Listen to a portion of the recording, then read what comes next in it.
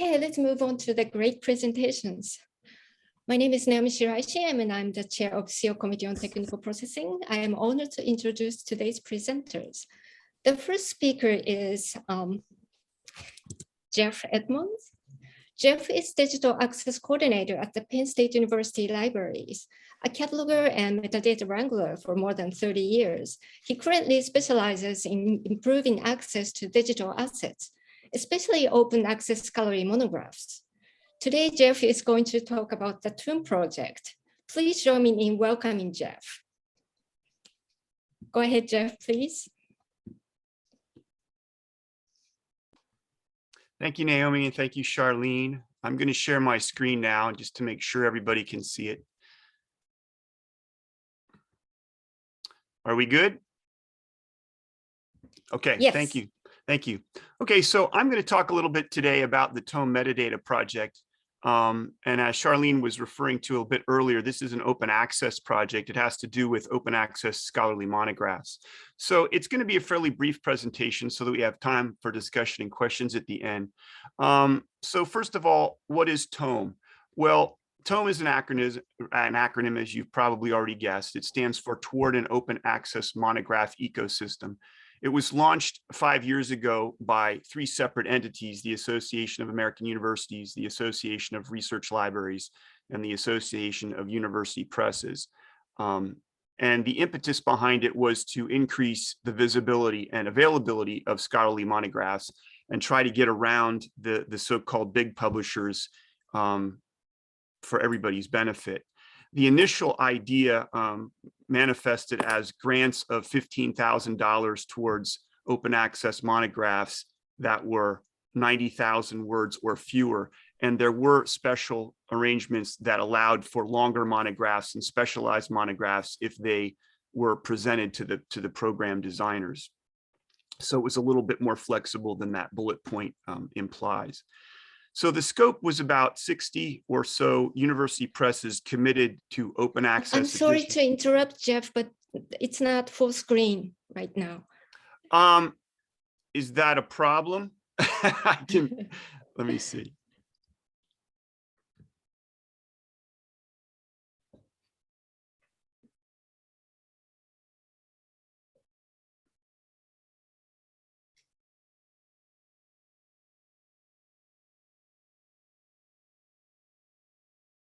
I'm trying to change towards, is that better? Yes, thank you. Sure. So let me see if I can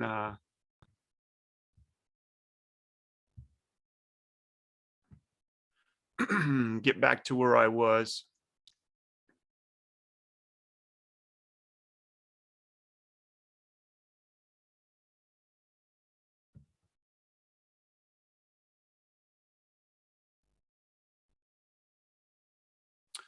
Okay, does everybody see the slide that I was at now?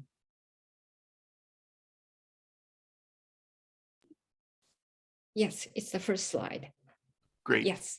Okay, well, it's kind of grinding on my end, so I apologize if there's a delay. Let me see if I can.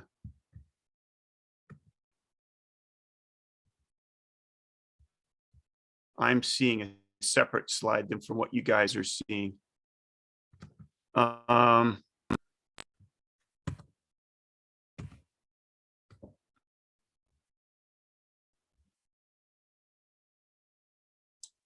It's okay to go back to the original format. It doesn't have to be full screen. Yeah, that's what I might have to do. I'm sorry, my system. Okay, now the slide. Okay, now I'm seeing the first slide I was on that says, what is TOME at the top? Is that correct for you guys? Correct. Okay, yeah, that's the reason I'm wary of full screen with my laptop, but here we go. Okay, so we were at the 60+ universities that are committed to open access editions of TOME volumes. And as Charlene alluded to at the beginning, these are monographs that are licensed under a Creative Commons license. And the agreement requires that the publishers deposit the files in selected open access repositories, such as OAPN. For those of you who aren't aware of OAPN, that stands for Open Access Publishing in European Networks. It's a large silo of open access scholarly materials that's actually kind of mediated by DOAB and the OAPN Foundation, and it's based in The Hague. So the scope of the group of the project at this point is about 93 titles, and they're all in the humanities and social sciences. The focus of this is not so much on the hard sciences, but on the humanities and the social sciences. So I'm going to pause here, and there we go. Okay, so I'm going to talk a little bit about what we did with TOME here at Penn State. We are one of the supporting institutions. So the first thing that I did was I went through, because I knew nothing about TOME myself, I went through the list of titles listed on their website, which was about 90 at that time. And I searched for records in our catalog, in our local catalog, to get the lay of the land and see how much coverage we have. I added records to our local catalog from OCLC when they did not exist in our local catalog, and I tagged them as open access. Now, what we're doing here locally at Penn State for open access, based upon the way our new blacklight catalog layer works, is we include a mark field 506 that states explicitly open access, unrestricted online access. And we also add data bits in the 856 subfield Z and subfield 7.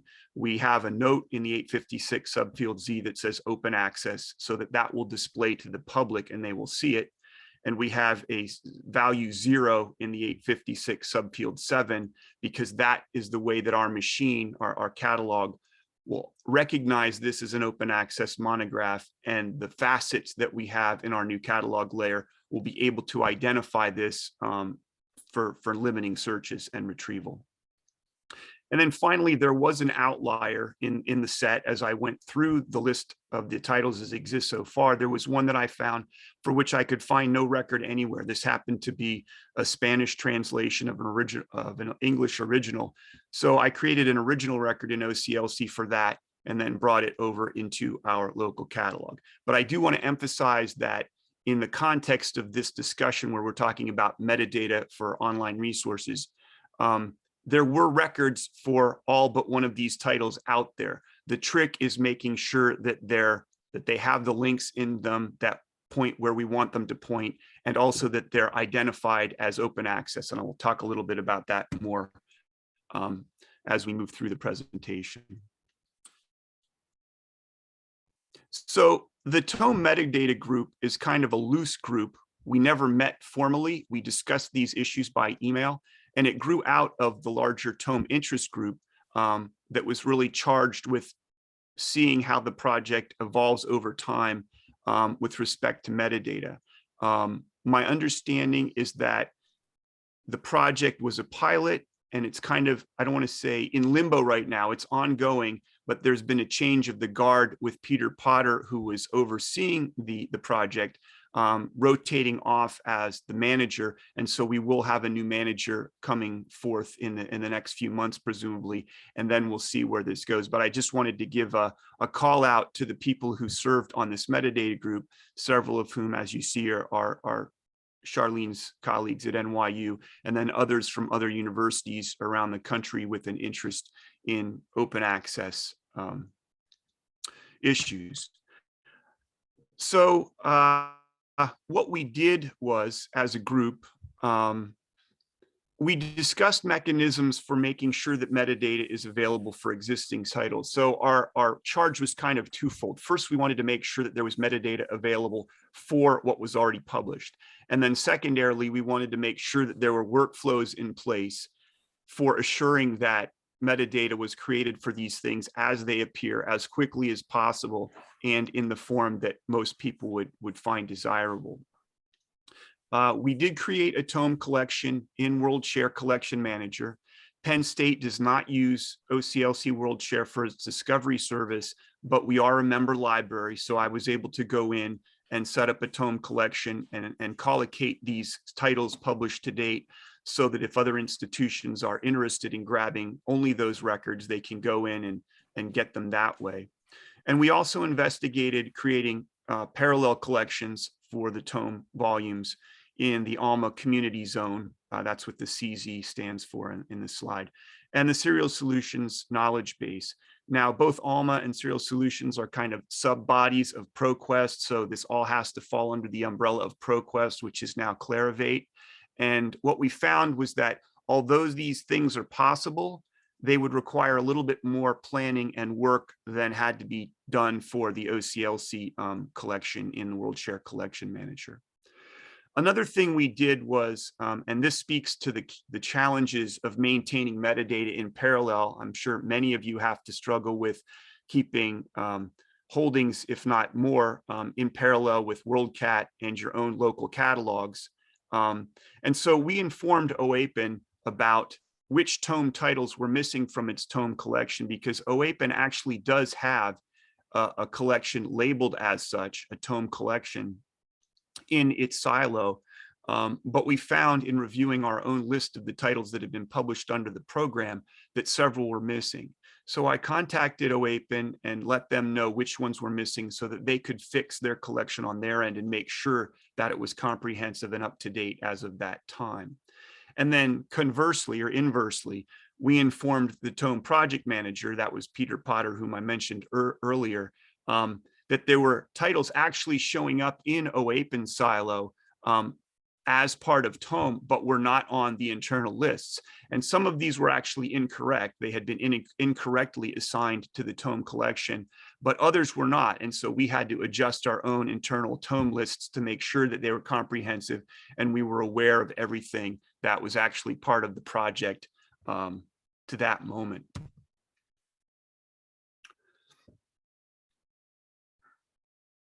And so finishing up for now with some open questions, and these will be familiar to all of you who deal with metadata. One of the driving forces behind the open access movement is speed of publication. We want scholarly information to reach the audience and as broad an audience as possible, as quickly as possible. So the question is raised, who creates the records and when? We all are familiar with our current workflows about how metadata is created for monographic items or electronic monographic items. And those questions exist in the context of TOME, but things tend to get gummed up sometimes in our old workflows, and we'd like to speed them up for open access materials to the extent that we're able. For example, the second bullet point, how does TOME let catalogers know that a title is imminent? Sometimes some of you are probably aware that for electronic monographs that are published now, you'll often see in WorldCat where OCLC has a record for both the print version, and then LC has, in most cases, simply duplicated that record when they know that there's an electronic version that's going to be forthcoming, and duplicated it so that there is a record in OCLC. It's usually encoding level 8, the ones I've seen, so that there is a record available even if the resource hasn't technically been viewed yet. But do similar mechanisms exist for open access monographs? The trick about open access monographs more broadly is that because they're by definition free, so to speak, they tend to fall outside the usual library workflows of acquisitions where things have to be invoiced, things have to be selected, things have to be purchased. And so sometimes the breakdowns in that workflow result in a breakdown of the creation of metadata until later in the process, where we would like to see it happen upfront and closer to the time that the item is actually published, or even just simply to be published when we're sure that it will be published, not simply, might be published. The third bullet point is which URLs should be in records. When we do create metadata for these things, all of you who work with electronic resource records in OCLC are painfully aware of the fact that not only are there duplicate records for what is essentially the same ebook, but there are often a bewildering array of URLs in the same record. Some of these are scripted URLs that point to versions of the resource behind paywalls, and some of them are not. And we asked the question of which URLs should be in the records for TOME monographs. And our tentative answer at this point is that these should be DOIs when possible, and when DOIs haven't been assigned, we should point to the repositories to which these institutions were required to deposit the materials, which would be OAPN. principally OAPN, because they're stable, they're dependable, and there's a good flow of data between its silo and other discovery services. And then the fifth bullet point here, should records have open access markers? I talked a little bit about what we do here at Penn State, where we add a 506 field if one doesn't exist, and some extra subfields to the 856, so that our local catalog can identify these materials and flag them as open access. That's a discussion that, as far as I'm aware, is still evolving in the cataloging world. There are many people that have adopted some elements of the relatively recent changes to the MARC standard to allow for these additions to the MARC record, but certainly practice has not yet been standardized, and we would want it to be standardized so that everybody's on the same page and everybody's implementing these little data points in the same way, so that they function identically, depending or irregardless of the silo that you're searching. And then this is a tricky one. How can these records be marked as being part of TOME? TOME is really a project. It's not an institutional body, so to speak, nor is it a series in the true sense. And so one of the things we ran into was there's really no easy way to go into WorldCat, for example, or other silos and say, I want to see all the monographs that have been published as part of TOME. Because it's sort of a granting agency, we could put that in a 5XX field and treat it as such, but that would have to be discussed in terms of the form and whether it would be uniformly entered in all of the records, because in some cases the funds might come from TOME and from elsewhere as well. And so that's something that really needs further discussion. And finally, this is something that everybody is aware of who deals with electronic resources, especially ebooks, is there's a huge duplication, triplication, quadruplication issue, not necessarily a problem, that exists in most of our silos. I know that if you search an EISBN in WorldCat, for example, I did a study last year where I was getting an average of 14 records returned for me when I searched a single ISBN, which obviously has implications for ILL. It has implications for linkages between catalogs for things like holdings and requesting materials.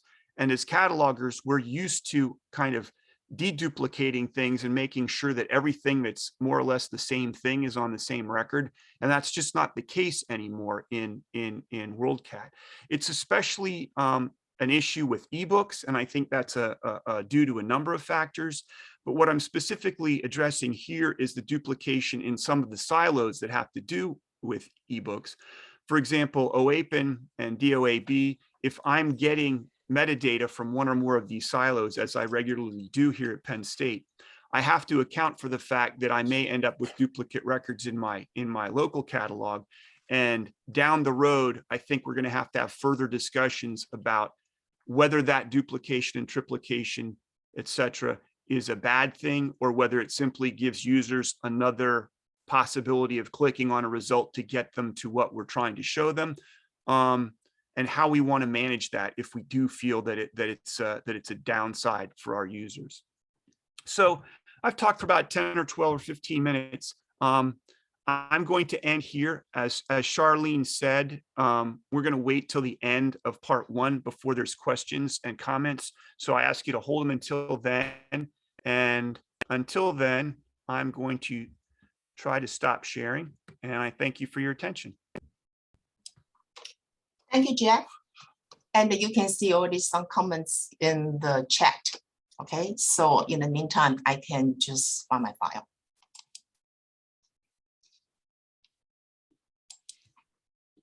Okay, so our next speaker is our Charlene, and I'll just introduce you briefly. Charlene Zhou is the head of Knowledge Access Department at the New York University Libraries, managing cataloging and metadata services.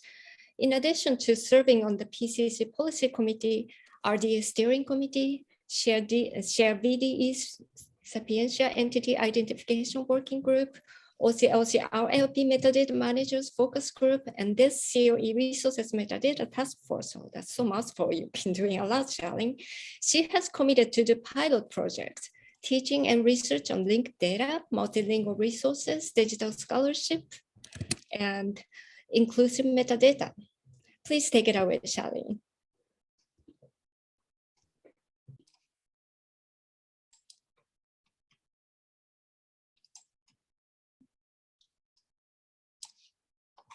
Can people see it?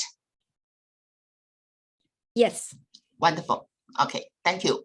So Jeff, talk about open access monographs. We definitely need someone to talk about serials. So that's why Charlene present the serial and council community. I really want to talk about open access journals. And I also want to share the story. It's really about the collaborative metadata creation and sharing through DOAJ, council, and ERMB communities. So the outline of my topics, the agenda is, first I want to briefly talk about open access e-journal, a NISO standard PyJ, and DOAJ, and the council cataloging project for DOAJ and the ERMB community zone. And also at the end, definitely we have to envision the future. So when you talk about open access, this is a very complicated topic. It's like because of the licensing agreement for OA resources, it's very complicated. So at PCC and with Isabel here, we just try to understand, and there's so many legal terminology and something we don't understand. On the other hand, when we say open access e-journals or resources, sometimes can be tricky, as don't assume everything is free, as sometimes you go there and you want to use an article, you may receive a charge for that article. So I will talk a little bit more later on. But over here, I just want to let you know, I want to focus, the scope we really focus on for open access and something without a charge. But sometimes you really have to pay attention to that kind of information and realize some of them still will be charged. And when we talk about open access e-journals, I don't want to assume, this only apply to the open access journal published by the supplier, by the publisher or vendors. Think about your digitized collection at your institution. For example, at NYU, I feel like the past 2 years, I want to have that kind of communication with my colleagues at a digital library technology program, because I try to promote how to use standardized metadata, for example, PCC provide a neutral guideline. The other thing I want them to follow NISO standards such as PyJ, because PyJ is not only for commercial publisher, also for NGO, for academic institution. So I want to emphasize the importance to follow international or national standards. So I want to talk about PyJ a little bit, and because this is also related to the e-resource metadata task force, which I remember when Bihua organized the program, invite Regina Reno. I think maybe the first workshop, and Regina talking about PyJ. And this is a really, really popular standard used for the e-journals. So really want to recommend practice for the presentation and identification of e-journals. And as I say, this is a NISO best practice, and they focus on several areas. The user try to find the journal article, sometimes got confused because the e-journal website sometimes is not that user-friendly. Sometimes based on a citation, you're looking for this title, but it's not on the website. So sometimes the formal title missing from the journal website homepage, or titles for different formats, the citation, the ISIN number. So this is more like a guidance to e-journal publisher and providers that will help ensure the e-journal content can be reliably discovered, cited, and accessed by user over time. And thanks to my colleague from UC San Diego mentioned this, another standards called ISO 8. This international standard is the presentation and identification of pre-articles. And basically this standard incorporates the PyJ. Because the PyJ focus on e-journals or digital pre-articles, but with ISO 08 actually is really for all formats of serials. So it's really good, just go there and take a look. It's really helpful. So now I want to talk about DOAJ. And the DOAJ over here, as you can see, is a kind of called the Directory of Open Access Journal. Over here, I just want to show you the website, the homepage. Then you can see how many journals there. Totally would be 17,000. And over here, you can see 12,000 journals without APC.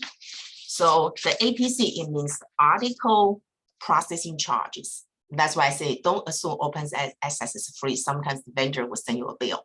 So over here, it's really be careful. And that's why this kind of without the charge, we will call this diamond open access journal. If something with the APC fee, it would be called a gold open access journal. But over here, you can see DOAJ. It covers so many journals in 80 languages. And you can see how many article records there. I also did a search by the language. So far, Chinese have 80 journals. And the index journals, Japanese 18, Korean 53. So I believe since DOAJ heavily used globally, and at PCC Council, we have this cooperative cataloging project. I believe DOAJ, we've done this project for more than 10 years. As you know, Council database, if you go to LC website, Council metadata is open metadata. And when I travel to different countries, and people just really appreciate how LC metadata is open access, you can use the Z3950 to download MARC records. Also, if you're talking about Council authenticate records, it's a kind of quality assurance, and also the Council catalog commit to do maintenance because journal changing. So that's a kind of very important guarantee. And the DOAJ include international resources, as I mentioned, 80 languages. And there's more Council catalogs really involved because they think about DOAJ, but also some Council catalogs also commit to ELMA community zone because of the ELMA migration, and the ELMA community zone has the e-resource metadata. And also Council records support PyJ for e-journal publishing guideline. And so I just want to introduce this project briefly. Usually around the project, we will try to catalog around 2,000 titles per year. So when we share the workload, so it will be more reasonable. And I just checked the coordinates comment. Is this time, the first time the OA collection published by multinational publishers, including Elsevier, Emerald, OUP, Sage, Springer, TNF, Wiley, and Kruger, they add to the DOAJ as well. This is a very interesting trend.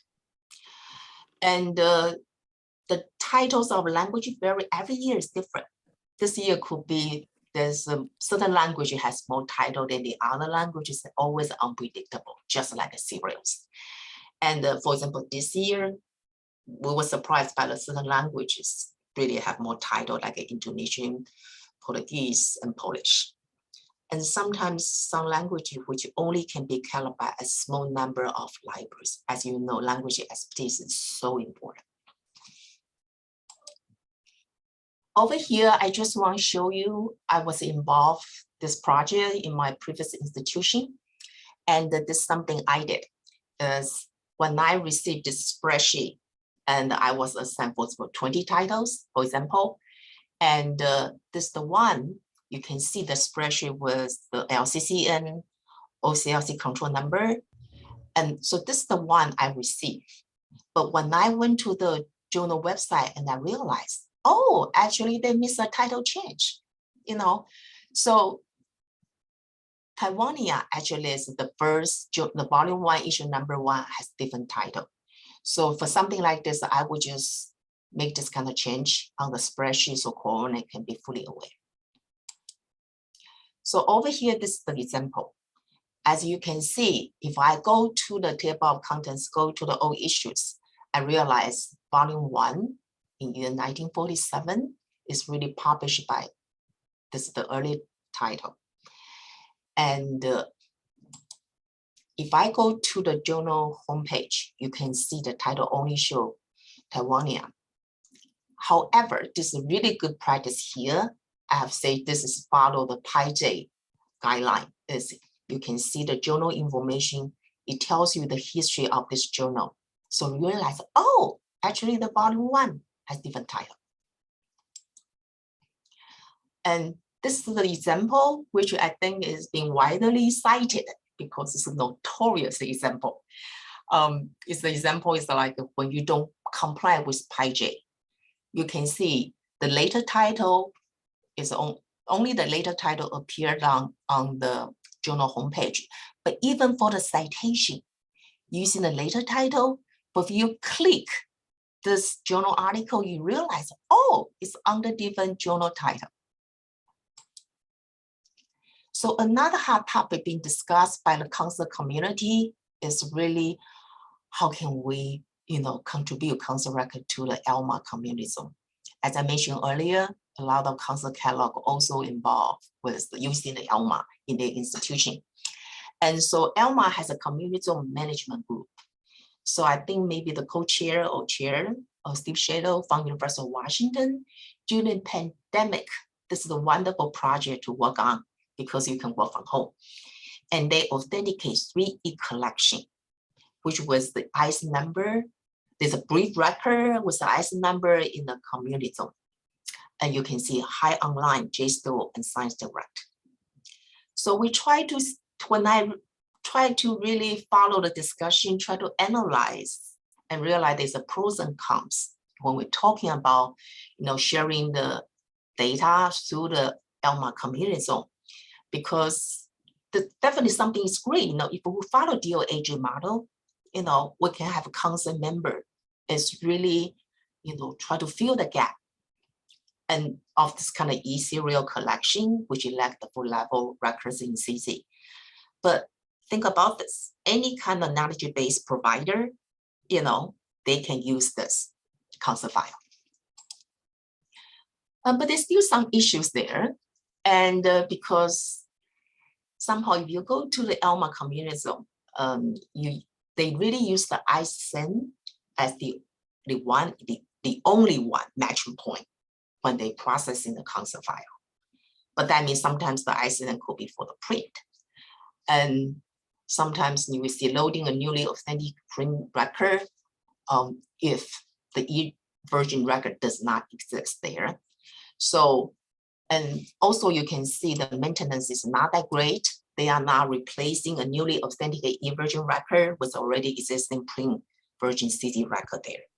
And the CC record are not regular updated. And this is something really, it's really, really dangerous. So envision a future. So again, we are inspired by the open access movement.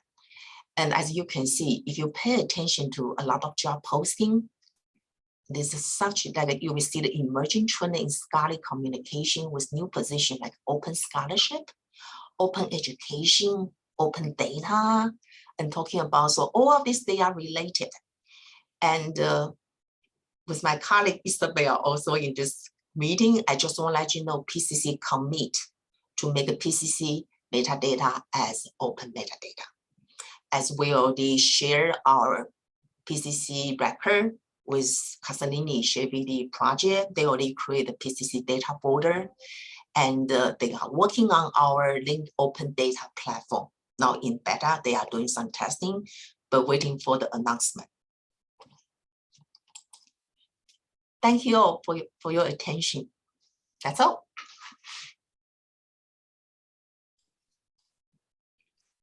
Thank you, Charlie. So I'll move on to the next presentation before the question and answers.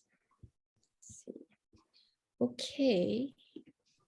So the next speakers are Laura Wang and Tomoko Steen. They're going to talk about scientific open access trend in the Asia region. Okay, I'm pleased to introduce both of them. Laura Wang works at the National Library of Medicine as a selector of journals and books. Previously, she was at the Library of Congress. She moved to the Washington, D.C. area from California in the 1990s after completing her MLIS and MA in Asian Studies. At the NLM, she covers the East and South Asia regions along with Iran. She is co-chair of the working group on East Asian research materials on science, technology, and medicine, along with Tomoko Steen. Besides CEO, she is also active in Consult, Committee on South Asian Libraries and Documentation, and MELA, Middle East Libraries Association. And Dr. Tomoko Steen is a senior research specialist at the Library of Congress's Science, Technology, and Business Division. For the last 20 years, she has been also the selection officer for Japanese and German STM materials at the Library of Congress. She has taught at Harvard, Johns Hopkins, and now at Georgetown Medical School. She co-chairs this East Asian STM working group and leads bionuclear working group with colleagues at DITRA and serving as the chair of Emerging Technologies Working Group. For the last 3 decades, she has been invited to give keynote addresses on a broad range of topics domestically and internationally. Please join me in welcoming Laura and Tomoko. Would you like to share screen?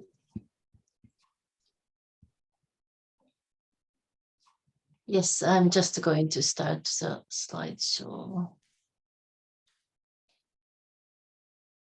Is it showing okay? Yes, thank you, Tomoko. Well, many thanks for the opportunity to give this brief overview. I think many of you in SEAL have worked mainly in the humanities and social sciences in Asian studies. Our primary focus today will be to give a sense of what is open science. Then we'll touch on trends or characteristics in each of the CJK countries. Tomoko? I just have to have an acknowledgement. We both work for the government. And also I'd like to thank Dr. Carly Robinson giving us most up-to-date stories on open science. The OECD emphasizes unrestricted access to scientific articles and data from publicly funded research. It promotes collaborative research. Other open science characteristics include opening all aspects of the research process, and for the researchers to have transparency and reproducibility and dissemination and transfer of new knowledge. We will briefly look at those 5 basic concepts on open science. Here are 2 definitions of open data. It is a broad concept that's applied beyond the research data. For example, the call for opening up government data is also included in this here. Open source software.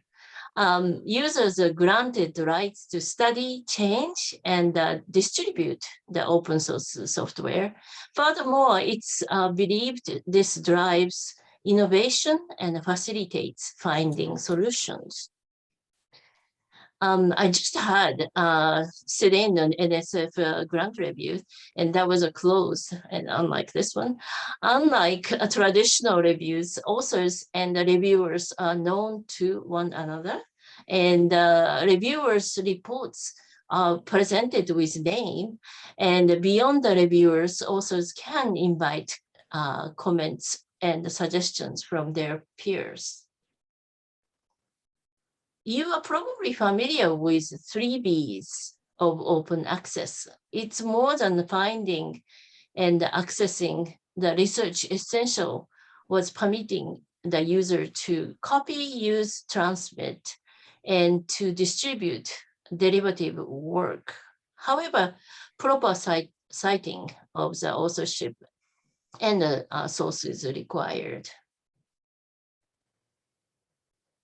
And already Charlene and previous speakers talked about the green OA to gold and so on. I just wanted to point out from scientists' point of view, you know, in order to have open access, authors often have to pay for the publication. And hybrid OA is kind of interesting because combination of the author and the publisher, putting a fee together. And if it's actually the author pay money, maybe the publication can be open. But at the same time, journal might charge for the subscription fee to the organization. And we have 4 different types of the PIDs. And so different way of identifying for research outputs, award grants, and also the researcher themselves, information ORCID for people, and also organizations. So next, Laura is going to talk about the actual CGK countries, what's happening there. Laura? Yes, this is just a snapshot, and Charlene had talked about DOAJ. And a point is that this is really not a complete picture of the open access journal environment throughout the world, because not all publishers or institutions participate, such as Japan's J-stage titles, which we'll discuss a little bit later.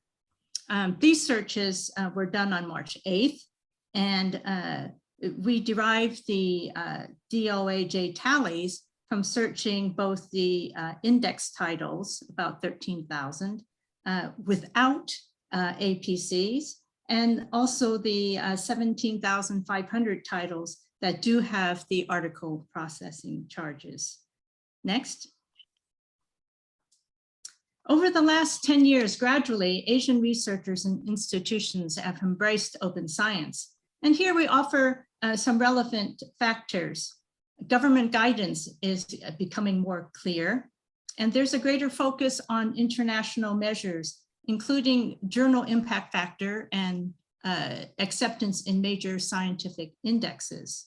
We see improving standards, including editors stating and authors following ethics policies. These include declaration of interests and institutional review board, or IRB, approvals, as well as greater editorial transparency. Awareness of open science seems to be growing.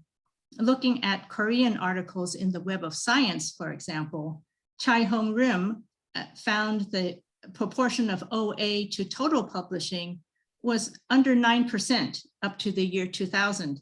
Between 2011 and 2020, it had risen to nearly 40%. Next. Now, China. These are some key actors in China's science and technology infrastructure, especially the Chinese Academy of Sciences.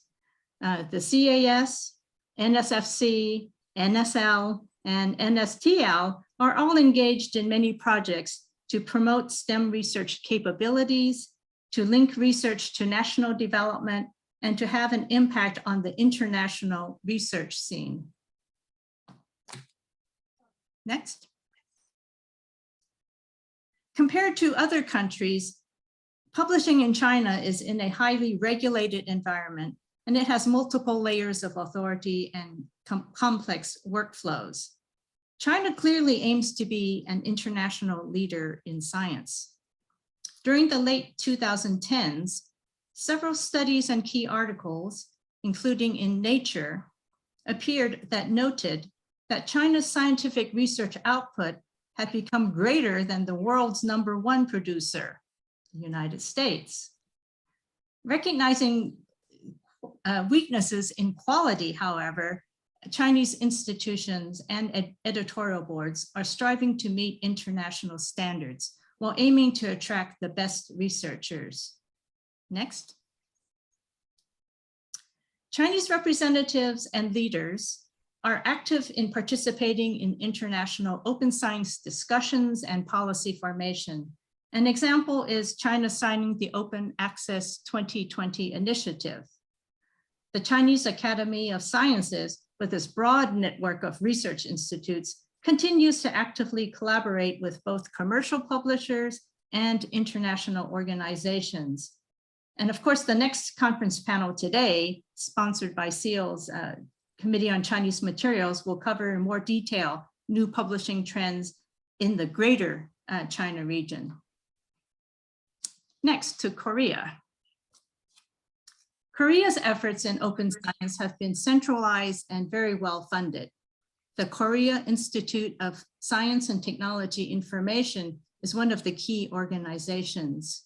On the right, you can see that this self-perception of KISTI's first 50 years illustrates Korea's strategic goals, from laying the foundations in the 1960s to now leading the world. Next. Information communication technology, or ICT, activities are widespread in Korea. In addition to KISTI, other lead organizations include the National Science and Technology Information Service and the National Digital Science Library. Proponents and critics of policies continually evaluate how well do all these activities actually spark improvements in basic research, creativity, and innovation.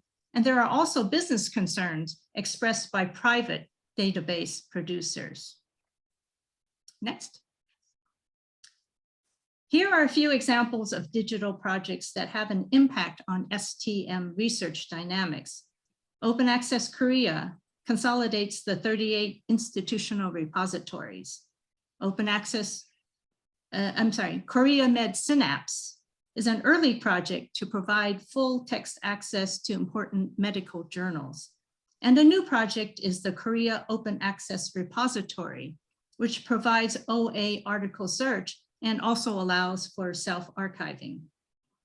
And then Japan, Tomoko will speak on. Okay, thank you. Japan was an early starter on the open science project in 1990s. However, there are some regulations actually made process not very advanced in the current years.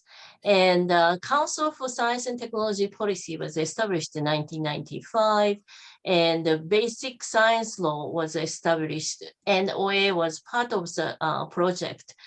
And one of the organizations, JST, and also another one, NII, were leader in Japan establishing OA effort.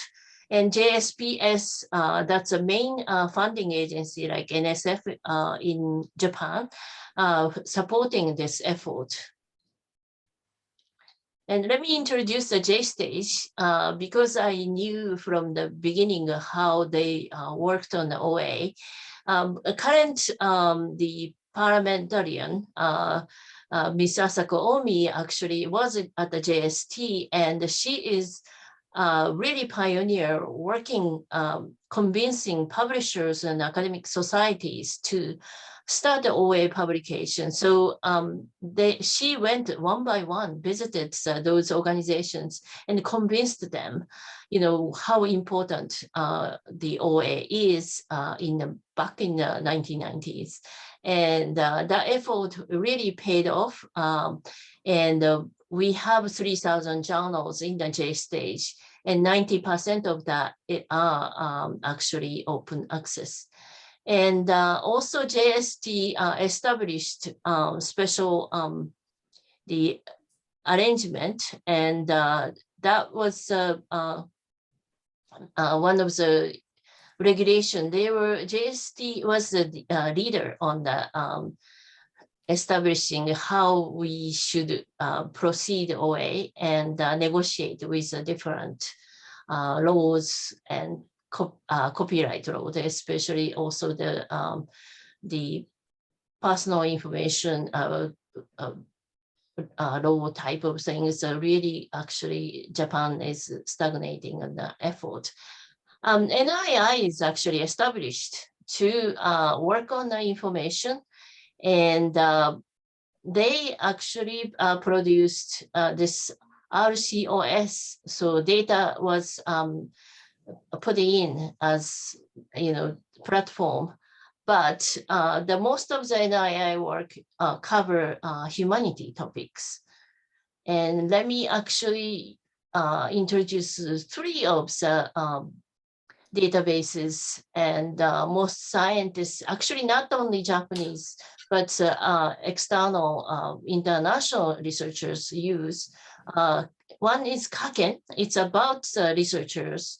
What kind of grant was funded to particular researcher, and how to contact even the researcher, and also the DDBJ as a geneticist myself. This is a counterpart of the NCBI at NIH in America. So that's the database of the molecular biology and the DNA information was stored as research is done. And let me actually go to, I can't see this, the last one. So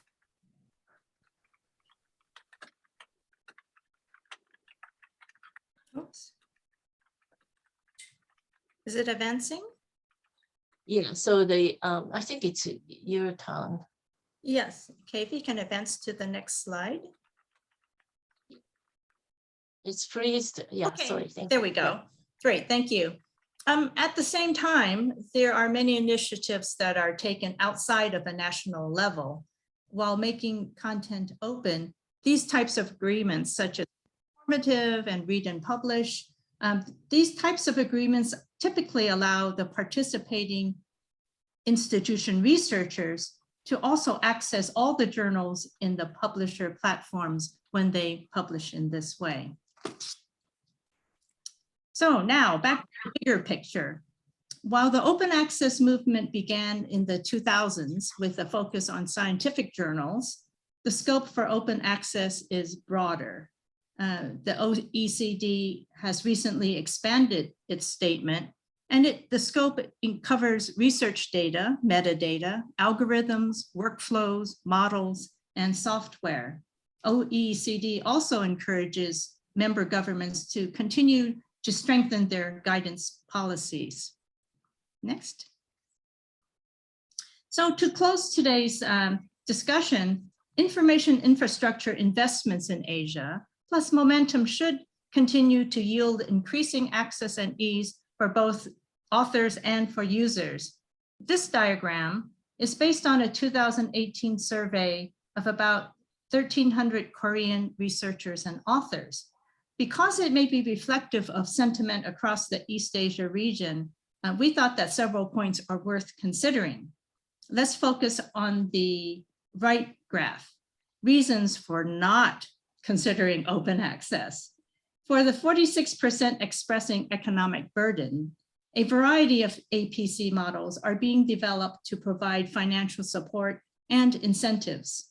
For the 27% that viewed titles to be of low quality, in fact, many high quality and prestigious publications are adopting open access models. Finally, with continuing education and awareness, plus removal of barriers, we should anticipate ongoing strong participation in open access and open science in the East Asia region. Very much. It was a lot to digest, but we hope it gives you a better understanding of what open science encompasses, along with a sense of the scientific research dynamics in East Asia. And our group is working now on COVID following Asia and Oceania. What kind of open access information is available? That's a project we are working on. Thank you so much. Thanks very much.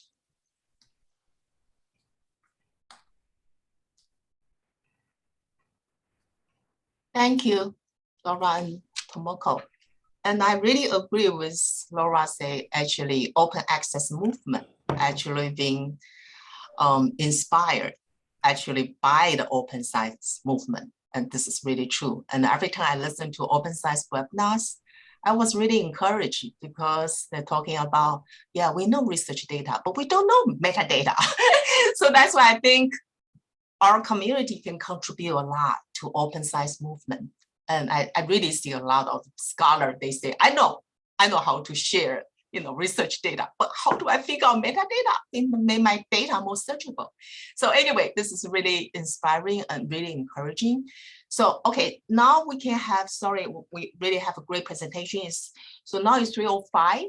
So maybe we can have maybe 5 minutes for discussion, or anybody want to raise hand if you have any comments, if you have any question for our presenters.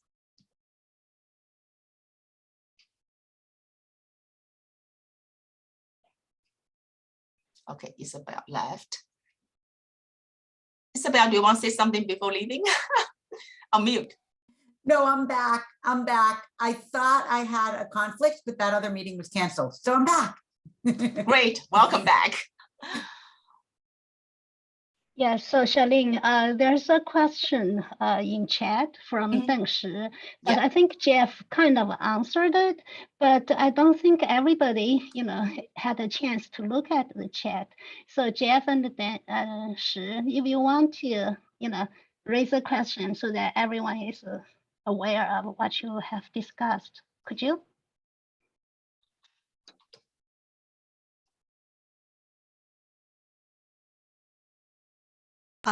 I was just interested in the TOME project Jeff presented, and it's interesting to learn how each library do manage the open access in different way and to helping serving user. So my question when I ask is that PCC has a provider neutral guideline that if the content is the same, it doesn't matter what provider we have for that content, and then the 856 link will provide it. So when Jeffrey mentioned about marker for open access, like 506, because 506 is indicate this resource is of open access.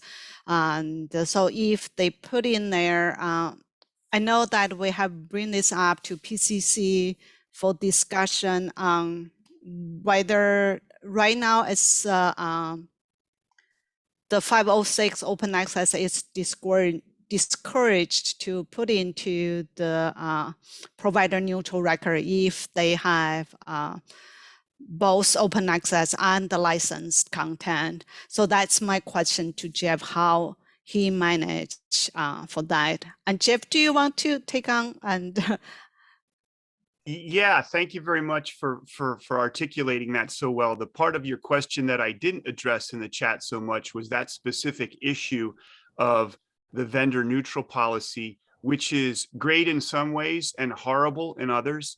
I think we've all had the case where we're downloading a record from WorldCat and it's got 14 URLs in it, and none of those URLs work for us or our users. So that's great in terms of trying to consolidate records in OCLC so that we don't have 15 of them. But in fact, we do have 15 of them very frequently, if, as I mentioned, when you search an EISBN in WorldCat. So you're absolutely correct. It's deceptive to users to put a 506 and indicate open access for a record that is not open access for many users. And so that's where I was talking about the challenges of working between silos and trying to do some of this stuff in our own local silo that you wouldn't really be by policy allowed or encouraged to do in WorldCat.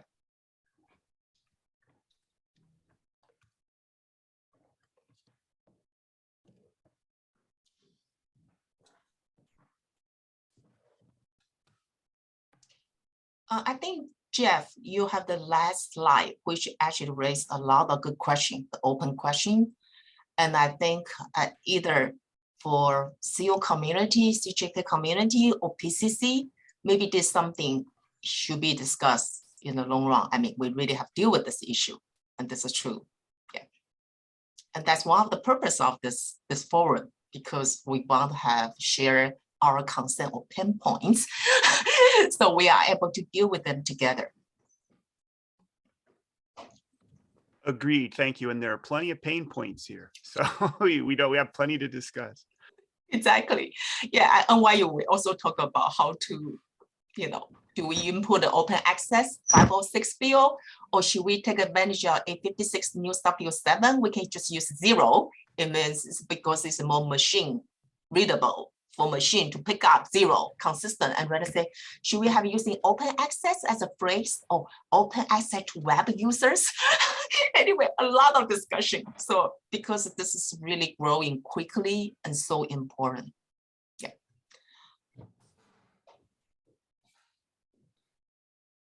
Okay, so since we also mentioned about ELMA community zone, and not just as a question, we used to have ELMA CJK user group. It is still active. Then you can see we share a lot of pinpoints together as an ELMA user, as you can see. And I do remember before I present, I share my slide with Shideng and Bihua. They also make comments of their pinpoints if you want to modify record in ELMA community zone. So this could be an ongoing issue for our community. Yeah. So Bihua and Shideng, do you want to make any comments on the ELMA records? One thing I want to make comments is that Charlene talking about the community zone record and also talking about the benefit of using PCC record, because those are the record that vendor can take, but most of our council record are for print serial.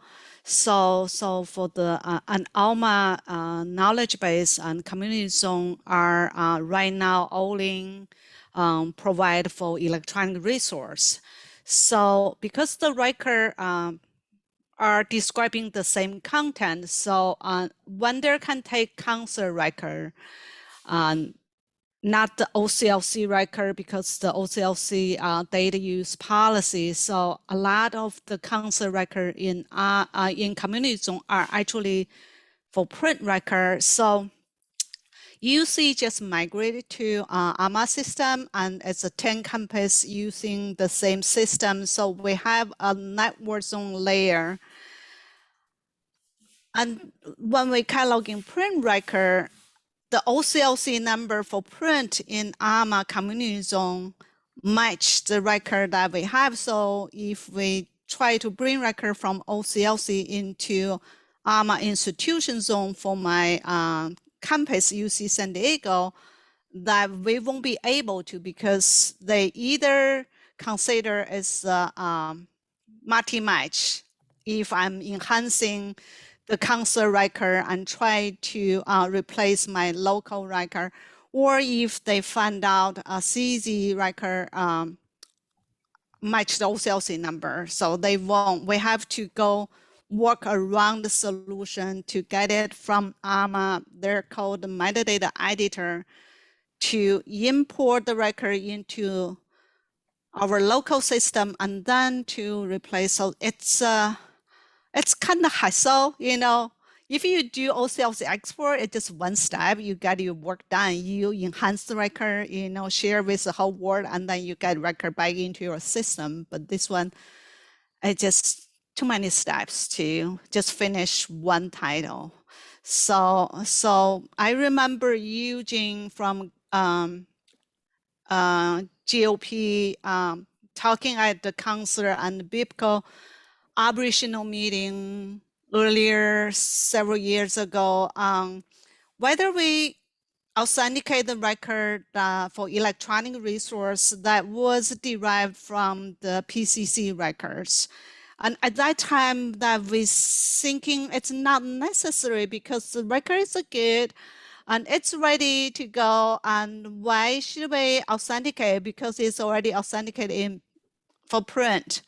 Now I see the point, especially for council record, because if they have LCCN, that community zone, AMA community zone would grab that consent record for electronic instead the print. And I think Bihua has some idea on how to promote that. So I will let Bihua talking, and thanks for letting me sharing my thoughts. Okay, thank you, Shi, for pointing the problem out. I would suggest. Bihua, you may need to speak louder, yeah, or wear your headset. Can you hear me? Yeah, Can you hear better me? now. Okay. All right. I would suggest PCC to reconsider to launch a batch project for print to E version conversion. And if they don't agree, or for some reason they cannot do it right now, I'm wondering our seal committee can, or ERM task force can coordinate such a program for CJK print version records to E version. Thank you. Thank you, Bihua. Yeah, this you can. We definitely share this with PCC policy committee to reconsider. Okay, Yuna also shared a comment say now we heavily rely on ELMA community zone records, and it is critical to work together as a CJK user group. So Yuna just proposed an idea for us to work together. Okay. Yuna, do you want to share something else? Do you want to say more? Hi. So, all these e-journals are a big issue, but now we have to deal with all these e-book packages, and then the metadata from vendors is not really realistic. So, I'm preparing for the presentation at the CKM next Tuesday. And then I've been now dealing with the big brothers. I have to contact the Procast, Ex Libris, and nobody answer my questions. And so, not it kind of title by title cataloging is not available anymore, especially all these packages and then subscription. And so ALMA is good, but the vendor records are more critical. With good metadata, we can benefit all together. So I think we have a CJK user group. Through the CJK user group, we raised a lot of issues, and many things have been really resolved. So now it's time to go to chase ALMA from now on. But not everybody is ALMA user, right? So, working directly with the vendors and then Procast and then EBSCO so that they will hear our voices too. Thank you. Together, yeah, as one community. Yes. Thank you all. Sorry, we are out of time because we have 2 more presentations. So thank you for all the presentations. And we were going to take a 5 minutes break. This is more healthy for everybody. So, so now it's 3:18. So guys, come back like 3:23. Is that fine with everyone? Just a short break. Okay, see you soon.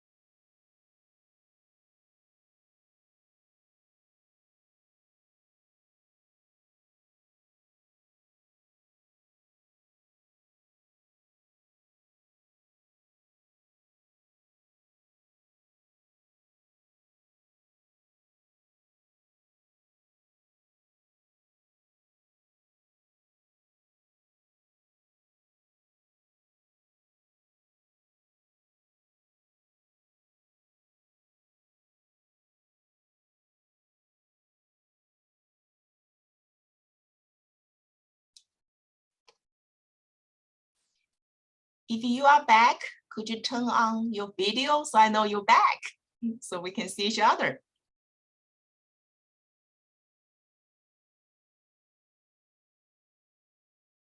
Hello, everyone.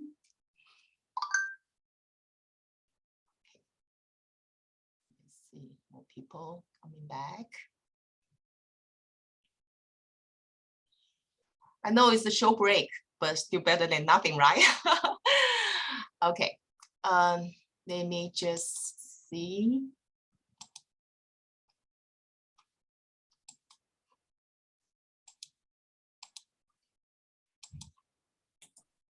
Hi, Isabel. See, our meeting is very cozy and friendly. Can everybody see it?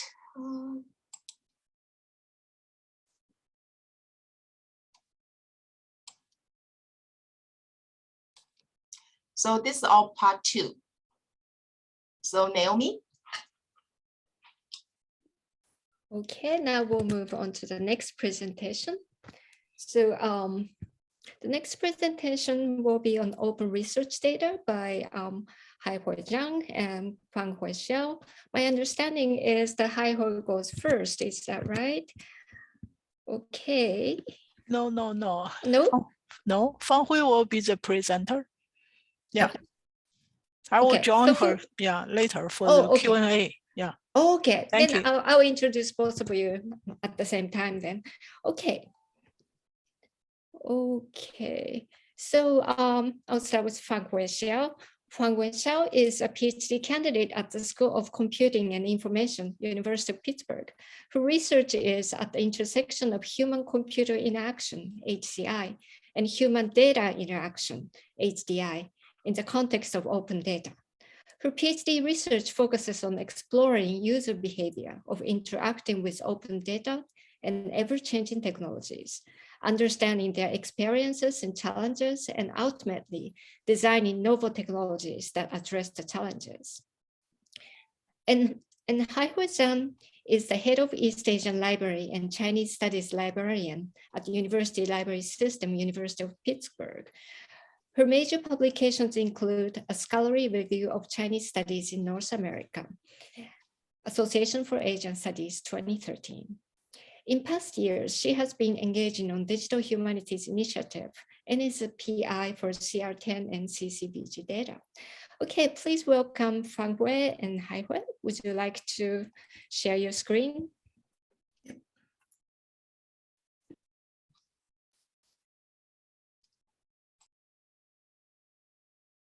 Okay, can you see my screen?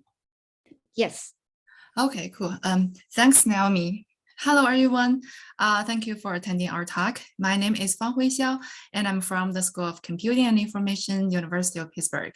Today, I'm here to present our work on behalf of the team of Contemporary Chinese Village Gazetteer, CCVG Data Project.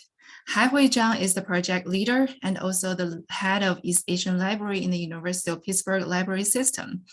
In this project, my primary responsibility is to understand user experience when interacting with CCVG data with the intention of improved usability of the data and the database system.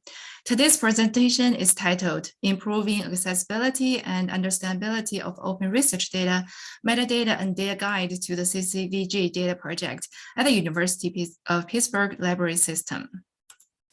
So this project was launched in 2018 and initiated by the East Asian Library of the University Library System with the collaboration of School of Computing and Information.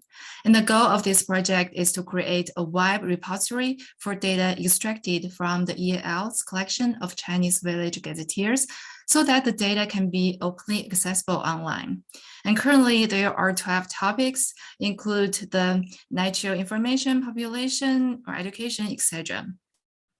So CCVG data is the first of its kind in the world, as no similar project on village data exists, and it has significant humanities and social science value. Our current data includes 1,800 villages, covering 31 provinces, including municipal palaces. and 212 cities, 510 counties. And our goal is to reach to 2,500 to 300 villages. So this is an ongoing project. And specifically, the data extracted contains 18 categories and 147 subcategories. So currently, we have 18 data sites on our CCVG website in CSV format. And users can download the CSV files from the website. And some categories include data on ethnic groups, population, and migration. And these data sets have been available as free access for more than 2 years. And we noticed that most of the users are from the disciplines of humanity and social science, such as history and economics. And here is an example showing the table for economy. We can see this table includes various categories and subcategories, and the different measurements of units. And these complicated categories and measurements are big challenges for us to extract and organize into data tables. So as I mentioned already, the CCVG data project is the first of its kind in the world. So it's hard for us to find examples or standards as references. Therefore, the data extraction for CCVG data has been a carefully designed manual and iterative process. And also due to the complexity of the data and the process of data extraction and organization, we also carefully created a data dictionary. In our project, for enabling our users to better understand the data, we first created a data dictionary that contains the rules of extracting and recording the data, the meaning of each entity, and the structure of the dataset. In addition, even if we have 18 CSV data sets on the CCVG website, in order to improve the accessibility of the dataset, we have been building a database to allow users to cross-search data among tables. Therefore, we are creating metadata for the database.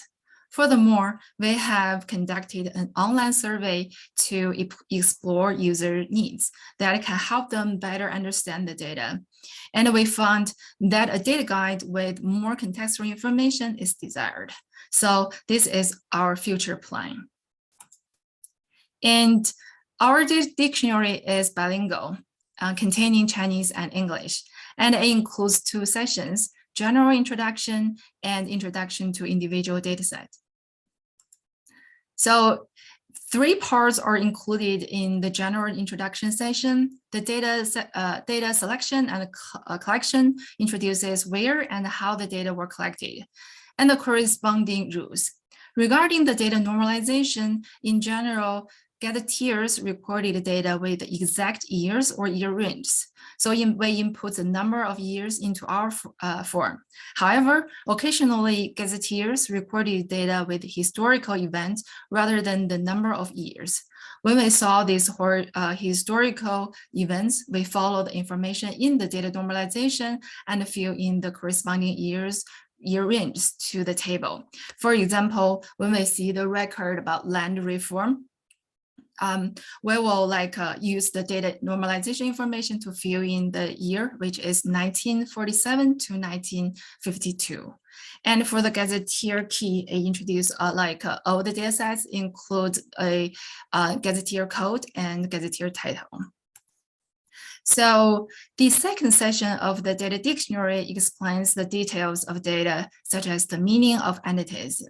And I'm using the table of gazetteer publication information as an example. And these are the categories included in the table. And here are the explanations for the entities. For example, the BID refers to the University Library System, University of Pittsburgh Record ID. And another example is the table for economy. So these are the categories in this table, and here are the specific entities in this table. And we also have explanations for the rules of input the data or the explaining of the entities.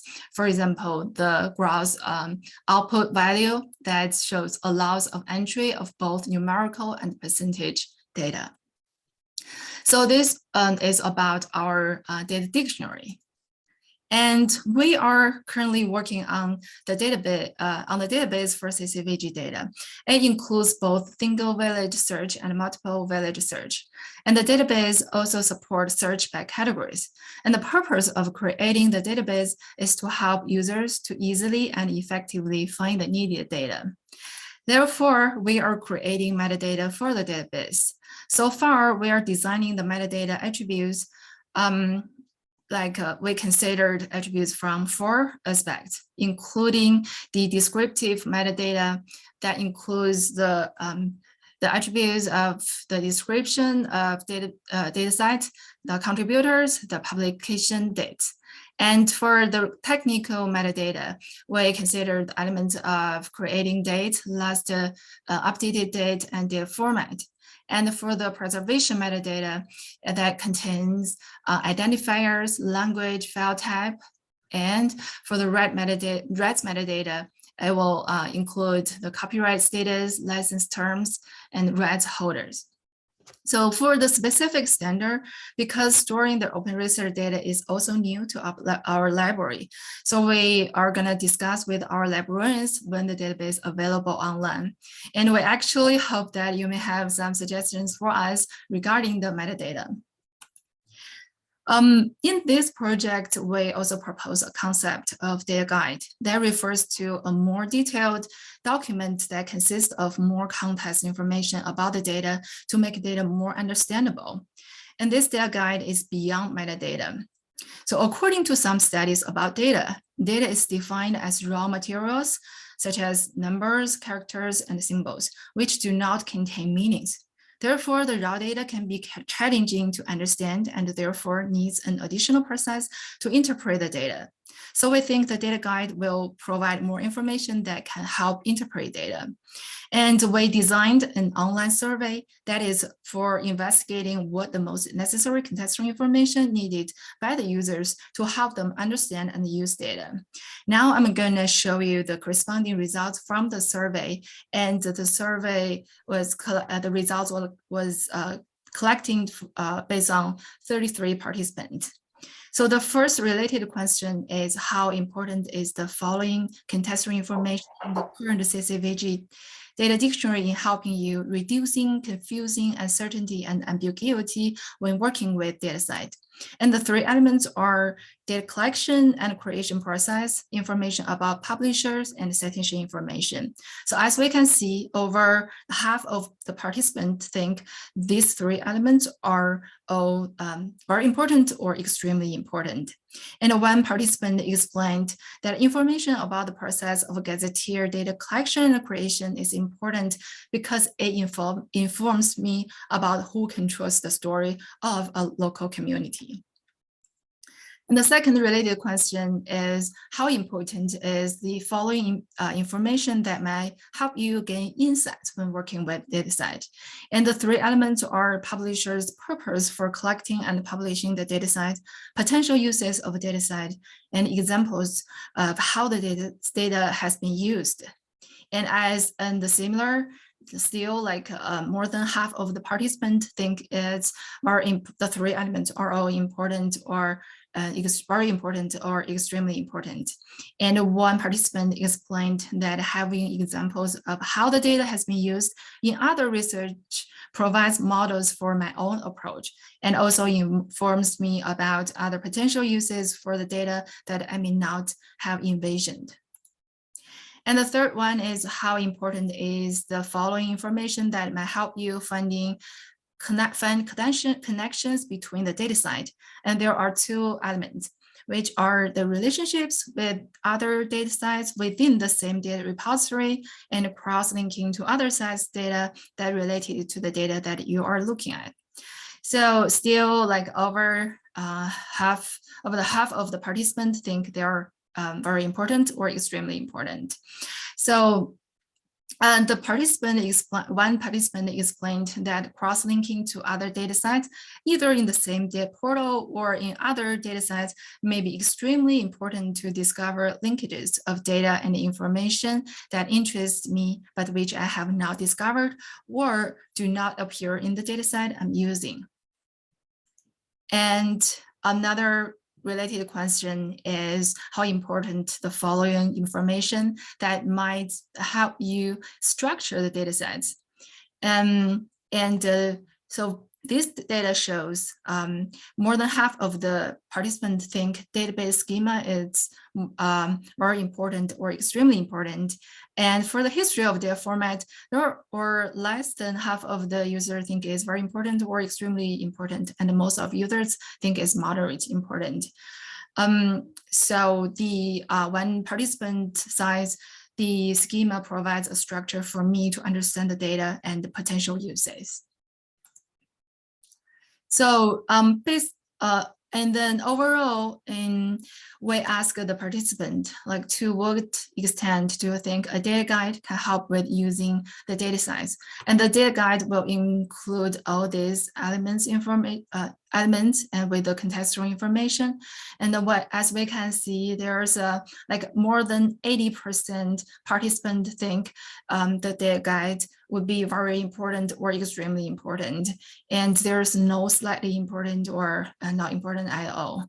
So based on the survey result, we considered this could be our future work to create a data guide for the data to help improve the accessibility and understandability of CCVG data. So, okay, that's our presentation for today. Thank you for your attention, and please feel free to ask if you have any questions or suggestions. Thank you. Thank you. Naomi, to introduce the next presentation. Okay, just a moment. Okay, so our next presentation will be on Queer Japan Web Archive by Toshiyuki Minami and Haruko Nakamura.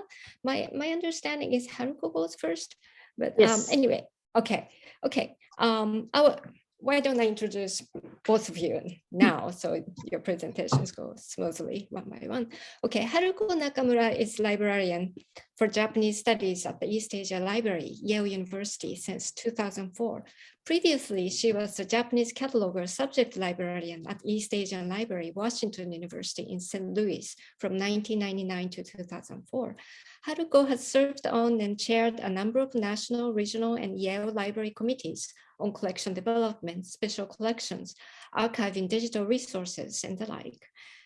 Currently, she is the chair of the North American Coordinating Council on Japanese Library Resources, NCC, an organization striving to expand and improve access to library resources and information about Japan through collaboration with institutions and organizations in North America, Japan, and elsewhere. In relation to this workshop, she is currently working on collecting and processing several archives, including the Japanese LGBTQ ephemera collection and the archive collection of a famous documentary film director, Tsujimoto Noriaki. And I'll go ahead and introduce Toshiyuki Minami also. Toshiyuki Minami, also known as Toshi, is a senior library expert for the East Asian collection at Brown University Library. He is involved with the overall operation of Brown's East Asian collection, including cataloging of CJK materials, as well as acquisition and reference services on Japan. So please join me in welcoming Haruko and Toshi. Please go ahead and share your screen. Thank you so much. First of all, I am sorry. I sent, I think, wrong version of my bio. I am no longer NCC chair. Right now, we have a wonderful chair, Fabian Rocha, and I wanted to make this, make sure this we have.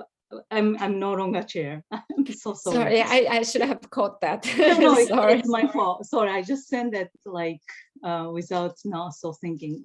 So let me share my screen first. Let's see. Oh my gosh, I'm so sorry, Fabiano. Do you see it?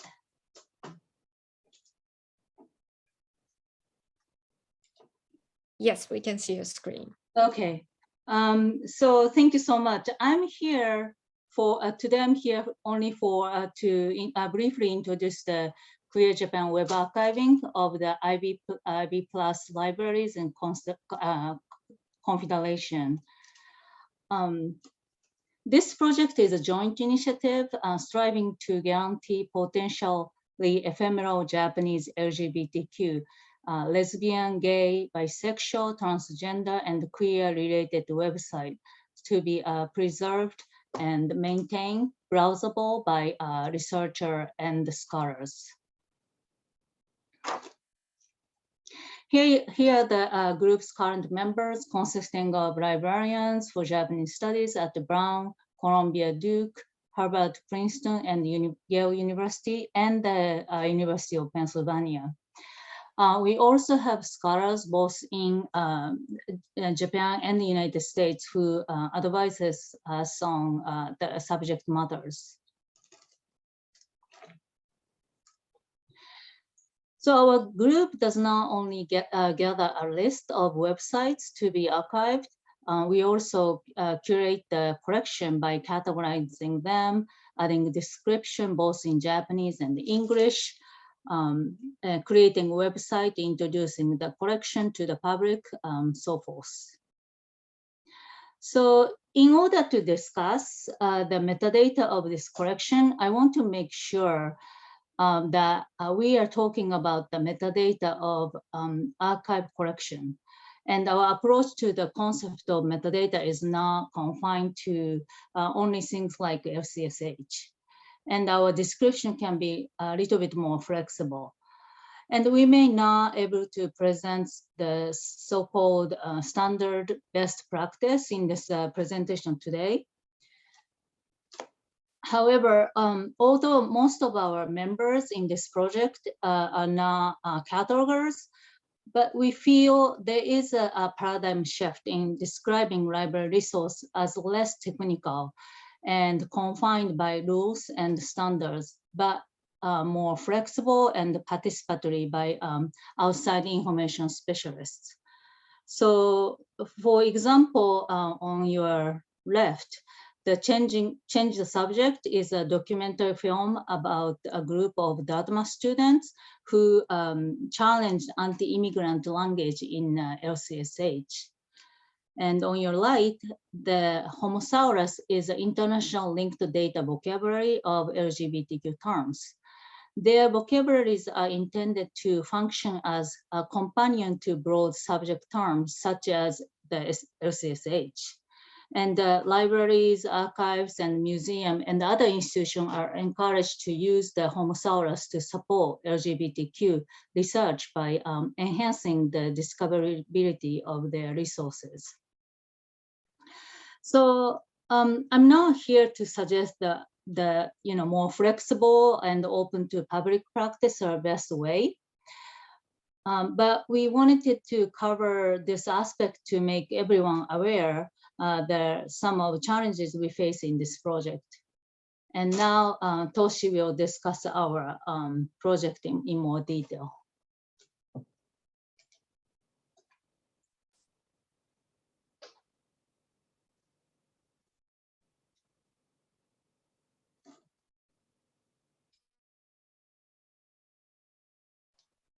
Toshi-san, I'm not sure if your mic is off. Do you see my screen? Okay. Yeah.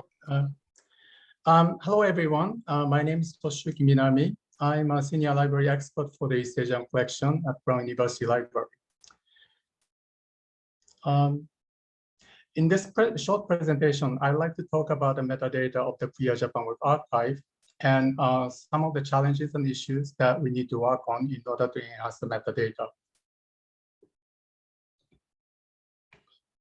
Before I talk about the metadata of the Queer Japan Web Archive, I would like to talk a little about how this web collection could be considered as an open access resource. What is open access? There are several major definitions, but they all agree that open access is digital, online, free of charge, and less restrictive in terms of copyright and licensing. The Association of Research Libraries issued a brief in August 2017 entitled Metadata and Copyright: Should institutions license their data about scholarship? This brief states, metadata includes factual fields in library catalog or other records generally useful as finding aids, such as the creator's name, the date of creation, the date of publication, and the title of the work. These short factual pieces of data themselves are not copyrightable because they are short phrases and pure facts. This brief also mentions that there are exceptions. Longer descriptions, abstracts, or expositions included in the metadata could be protected by copyright if they are considered as work of creative expression. So is Queer Japan Web Archive open access? As for the websites archived in this collection, they are not open access. They are accessible online, free of charge, but the copyrights of the contents remain with original creators. We contact the creators just to let them know that we are archiving their websites and to make sure that they are okay with it. However, the metadata of this collection is open access because it is not copyrightable, as the Association of Research Libraries indicated, except longer description for some websites, which could be protected by copyright. Now, I would like to talk about the metadata of the Queer Japan Web Archive. There are 8 kinds of metadata that are available to the public: title, URL, description, creator, language, group, coverage, and subject term. Title is taken from the browser tab of the website. We simply take it from the bookmarks name field. We copy a description from the website if there is one. If the description is only in Japanese, we provide an English translation. If a quotable description is not found in the website, we provide a brief summary in English. For English translation of the description and a summary in English, we use brackets to indicate that they are not direct quotes from the websites. Creator is a website author, editor, or organization that owns the website. We also have a field for language because some websites are bilingual or multilingual. Group refers to a type of group which the website's owner organization can be categorized as. Currently, there are 7 groups: public awareness, support, self-help groups, HIV and AIDS, university circle, parade, and other area events, municipalities, partnerships, same-sex marriage and family, and business and employment. Coverage refers to geographical information relevant to the websites or the organization that owns the website. We record region, prefecture, municipal level information. Some websites have more than one geographical area. Subject term is also a metadata included in this collection. We try to add a few subject terms by referring to the Library of Congress subject headings. When we add more than one subject term, we separate them with a colon and capitalize the initial letter of each subject term. We do not use a subject heading with subdivisions. We either take the subdivisions off or record them as independent subject terms. These are the subject terms frequently used for the websites we have archived so far. Now, I would like to talk about some of the challenges and issues that we are hoping to work on in the future. One of the major issues that we have is quality control of the metadata. We created instructions on how to enter metadata in the spreadsheet, and we have been revising the instructions as needed. It helped improve the quality of the metadata. However, we have not come up with a systematic way to have the metadata reviewed on a regular basis. Each member of this project contributes his, her, or their time to select websites and enter metadata for the selected websites in the spreadsheet. This work can be time-consuming. For example, finding an appropriate description in a website is not always easy. In such cases, we try to review the website thoroughly and carefully so that we can provide an accurate summary of what the website is about. Our group meets monthly, and we sometimes call it edit-a-thon because we try to use some of the meeting time to enter metadata. However, it only gives us a small amount of time just to enter metadata, and no time is left to review the metadata for its quality control. Another major issue we want to work on is enhancement of the metadata, particularly subject terms. In order to provide more inclusive and culturally sensitive subject terms, we are thinking about using other sources of subject terms, such as homosaurus as well. Homosaurus is an international linked data vocabulary of LGBTQ-related terms maintained by Digital Transgender Archive. As of today, Homosaurus offers over 1,800 LGBTQ-related subject terms that are not included in the LC subject headings. This table shows a few examples of LC subject headings and similar subject terms found in Homosaurus. One of the websites we are planning to add to our collection is run by a group of hearing impaired LGBTQ+ people.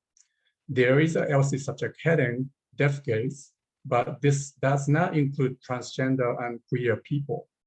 On the other hand, Homosaurus provides a term, LGBTQ+ deaf people, which is more inclusive and would be more appropriate for this group.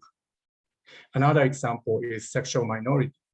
This LC subject heading may be inclusive, but people in the LGBTQ+ community do not really use it as a term of self-identity. Homosaurus provides a term, LGBTQ+ people, which is much more commonly used by people in the LGBTQ+ community. Homosaurus also provides a term which refers to a specific group of people within an LGBTQ+ community, such as LGBTQ+ foster parents, while there are no such LC subject headings. It seems that more libraries are starting to use Homosaurus to enhance their metadata. So we are hoping to find the best ways that we can also use it. In this presentation, I wanted to present Queer Japan Web Archive as a case study of metadata of web collection at a relatively early stage. For the past few years, we have worked on defining each category of metadata, and we will continue to work on them as needed. It is ongoing work. One of our major challenges is quality control of the metadata. It is challenging, particularly for area studies librarians, such as Japanese studies librarians, who have many other responsibilities and who are not specialized in metadata-related work. I also wanted to talk about exploring use of supplementary tools for enhancing metadata, especially subject terms. Traditionally, librarians and catalogers have depended on the LC subject headings, which I believe will continue to be an essential resource.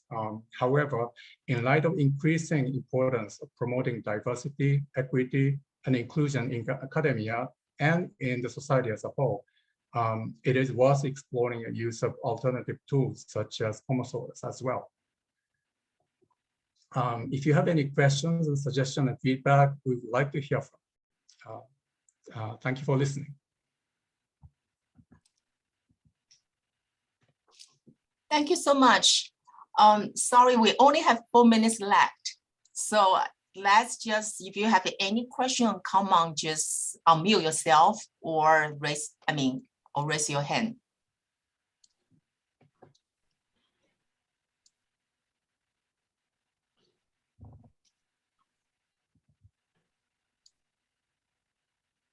I cannot believe, so quiet. Well, actually, Charlene, there's several comments in the chat box. Yes. And there's also a question from Ying Liu at UVC. So Ying, do you want to ask the question directly, or I can read your question? Oh, thank you, Xiuying. Thanks a lot. I have a question for the last presenter. It's, it seems that many web archive collections in English language do not provide metadata for individual source that was included in the collection. So for this project, is that because it has many multilingual language content, and also because of the topic, like the contribution to the thesaurus, like was that the reason? Or if you create those individual metadata, what's the benefit? Thank you. Son, do you want to go or do you want me to go? Yeah, maybe if you could answer that, that would be. Yeah. So again, like as I said, it's very much collection is a archived material. So how much we want to put the more description is up to us creating the collection. And also, there's so many, we found lots of, because we wanted to make it as discoverable as possible. So we were putting a description, and since we have a native speaker of English, well, anyway, in my member, we were able to put the description, but we make sure it's bracketed so that it's description by us. So that's why I was keep saying it's a more curatorial process of the collection, makes it very usable. I mean, valuable information-wise. But it is challenging. We don't have so much time. Thanks a lot. This is very helpful. Yeah, thanks. Thank you. Thank you. Martin, would you like to make comment? I was just replying to Tomoko. Tomoko asked for in ALMA, there is no possibility for getting variant characters, the kind of issues which we had for a long time, which now OCLC can do, a lot of places can do it. Just want to make sure it's not, that we have to re-establish the wheel. The wheel exists. It's just that ALMA doesn't allow that wheel to be used. So just making clear where the problem is. We based upon some earlier work and with Stanford, etc.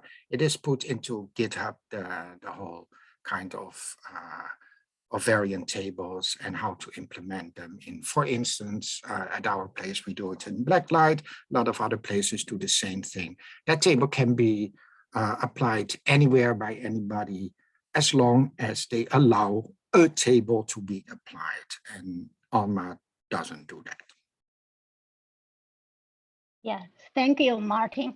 So I see in the chat, there are several comments about, the shareability of metadata, either the metadata of digital collections or MARC records for individual collection or works in commercial databases provided, such as ProQuest, etc. So I'm wondering, our speaker, Tomoko or Jeff, do you have anything more to share, or you want to anything in particular that our colleagues need to pay attention to?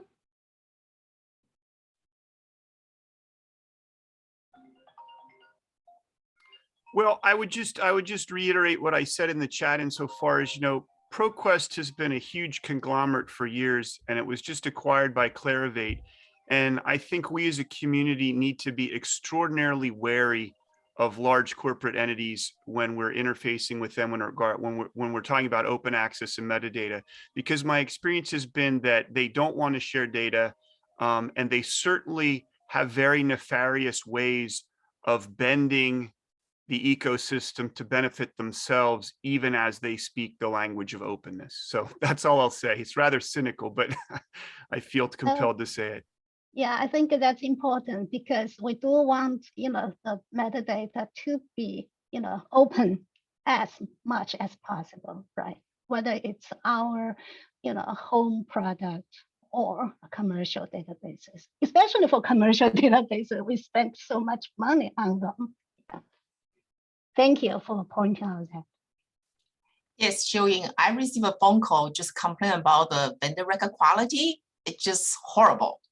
I keep on hearing kind of comment. And again, I think the CO community can work with PCC together. We all, work hard toward the same objective. Is really share our metadata, provide quality metadata. So I do see a lot of possibility for us to work together. Yeah. That's right. Sorry, we're out of time. So now it's 4:03. I know we're all busy. So I just want to thank everyone for joining today's meeting, and thanks all the presenters for your wonderful presentation. Yes, I see Isabel, everybody just claps. So as I already see some comments, this is very interesting presentations. So we're talking about open monograph journal and open science, and now you can see archives. You can see all of this amazing project, your DH project. So I think we have so fascinating project to talk about, and also we share the same vision to make our metadata standardized and shareable. Yes. So our conversation will continue, but just we have to end our meeting now. Thank you, everyone. Bye. Turn on your video. Let's say bye to everyone. Just turn on your video. Okay. Thanks for organizing. Excellent. And the recording will it be was wonderful. up too. Thank Yeah, you. we have to record this part. This is the highlight of this meeting at the end. Okay. Yeah. Thank you so Bye. much. Everybody. Enjoy the rest of the Thank you. afternoon. Bye-bye.